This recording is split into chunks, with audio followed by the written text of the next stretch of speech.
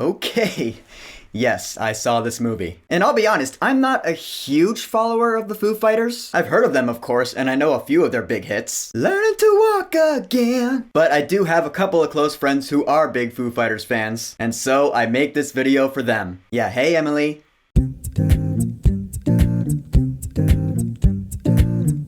Studio 666. So Studio 666 is one of those band movies, you know, like the Beatles' Hard Day's Night or Tenacious D and The Pick of Destiny. I think it's more like that one. I've never seen that one, but if I had to guess genre-wise, I think this movie is more like that one. And in this one, we got the Foo Fighters. You've heard of the Foo Fighters, right? Dave Grohl, and the rest? I'm kidding. We got Taylor Hawkins, Pat Smear, Nate Mendel. They have been a pretty popular rock and roll band for the past couple decades. So in this completely fictional movie, the band is looking to record their 10th album, and they want a new sound for it. So they go to this big mansion in Encino, but it turns out this place is haunted. There's an overwhelming sense of death in this mansion, and so there's ghosts and spirits and demons. Dave Grohl gets possessed, and now we have a horror comedy starring the Foo Fighters. And I gotta say, this movie's a lot of fun if you know what you're in for. I mean, let's get this out of the way. Studio 666, a movie with that title, you do not take it seriously. This movie's not going for any Oscars or anything. It's just here to be fun, and I did laugh out loud quite a few times throughout. Is it cheesy? Yeah, but that is part of the charm. It is one of those kinds of movies. In fact, in some ways, it pays homage to some of those classic horror movies and comedies. Like, I saw homages to The Exorcist in this movie. You know, good stuff like that. And if I'm gonna give some praises, I gotta give some praise to Dave Grohl. Cause the dude, yeah, he's out of his mind for sure. There were some scenes in this movie where he's just going nuts and I was like, I'm sure he doesn't even know he's being filmed. He's just being himself right now. For those of you who don't know, he was in the band Nirvana before the Foo Fighters, and the guy has an absurd amount of talent. I will give him that too. He can sing, he can play piano, guitar, drums, and he's great at all of them. Plus, he's a killer songwriter. And also, I've actually heard that he's a pretty down-to-earth dude. Like, in person, I've heard he's actually pretty chill. But that public persona he puts on, he's just a character, and watching him in this movie was a blast. I'm sure the whole crew, the whole band, and the people behind the scenes, they had a blast making this movie. After all the funny moments, I'm sure when cut was yelled, they just burst out laughing. But I mean, as far as the acting goes, I mean, you know, these are musicians, they're not actors. I mean, I have seen Dave Grohl act in a couple things, but everyone else, yeah, they're not actors, and that's easy to see. But again, you know that going in. You don't walk into this movie going, yes, well, the acting, and the composition of the lighting, and the shots, meh. I don't know why I'm doing the Dr. Evil thing. But yeah, you don't walk into this movie with those kinds of expectations. If you do, you're an idiot. And then there's the horror movie element. There is some pretty freaky ass imagery in this movie. I mean, coming from a band that's delved into metal, I wouldn't exactly call the Foo Fighters a heavy metal band, like Disturbed or anything. But you know, bands like this, they do like to showcase that kind of demonic imagery. And there is some pretty gnarly looking stuff in this movie. But one of the things I will definitely remember from this movie is the violence. This is the most brutal movie I have seen in a while. Yeah, this movie is very gory. It's a hard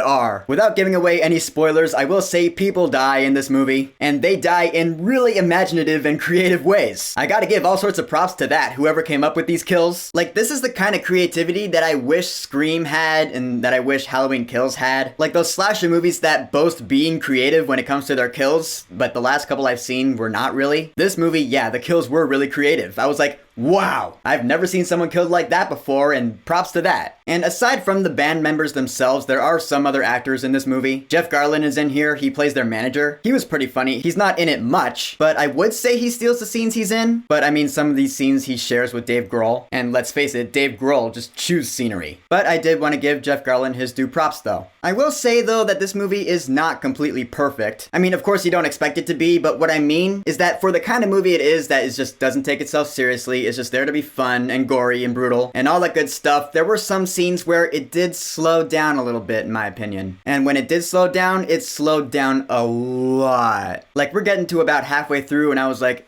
alright, Can something fun happen, please? I really do feel like this movie could have been condensed into like a half an hour episode of a comedy show. Like, oh, band goes to a mansion to record their new album. Turns out it's the Haunted Mansion, and so demons and ghosts and Dave Grohl gets possessed. That could be like a half an hour comedy special. I would watch that on TV. But they want to give lore to this mansion. They bring in the Necronomicon at a point, and I was like, all right, there's your homage to Evil Dead. That's cool. But I was like, all right, let's speed things up. Let's have some laughs. There haven't been any good laughs in a while. Like the beginning of the movie, it was starting off with a bang sang, everything was funny, and then about halfway through, it just slowed down to a crawl. And yeah, it did bring the movie down for me a bit. Cause this isn't the kind of movie where you care about the characters. You're just in it for the fun, mayhem, and slaughter. So really, I don't know if this is worth the movie-going experience, unless maybe you're with a bunch of friends, then yeah. This is the kind of movie where the experience you have watching it depends on your company. And I feel like the more people you have with you, the more fun you'll have watching it. If you just watch it by yourself, you'll be like, yeah, it's not that good. But if you watch it with some friends, get some drinks going at home, you'll have a great time with it. And I feel like this next bit's gonna be like no shit, but I'm gonna mention it anyway. The visual effects, yeah, they're not even that good. There's that scene where you see Dave Grohl floating in the background, I was like, that looks terrible. But again, it's just that kind of movie. Some of the visual effects, yeah, they could have looked better. Some of the real props in the movie though, I was like, oh, that's like the thing, that's awesome. Real props and gore, straight homage. And of course, this being a band movie, I have to talk about the music. Funny thing is, there wasn't that much new Foo Fighters music in this movie. You hear some of the hits, of course, like Everlong, The Best of You. If you love good old rock and roll music, then you're gonna like the music in this movie. If you don't, then you will not. Me, in case you couldn't tell, I love some good old rock and roll. I dug the music in this movie. So in the end, Studio 666 is an acquired taste of a movie. It doesn't take itself seriously at all. It's a bloody, gory good time, but in some cases I was like, this is getting kind of stupid and silly. But you know, of course it is. The movie's really self-aware, it knows what it is, and it lives it up to its fullest. And Dave Grohl is just a blast to watch on screen. Seriously, ever since I saw him do that drumming duel with Animal from the Muppets, I was like, this guy's awesome. So I'm actually gonna give this movie a couple of different ratings, because there is a variable involved. If you see this movie with a bunch of friends, then for Studio 666, I will say, go see this movie while it's in theaters. But speaking from a completely objective point of view, just looking at the movie as itself, for Studio 666, I will say, wait until this movie's at a discount price,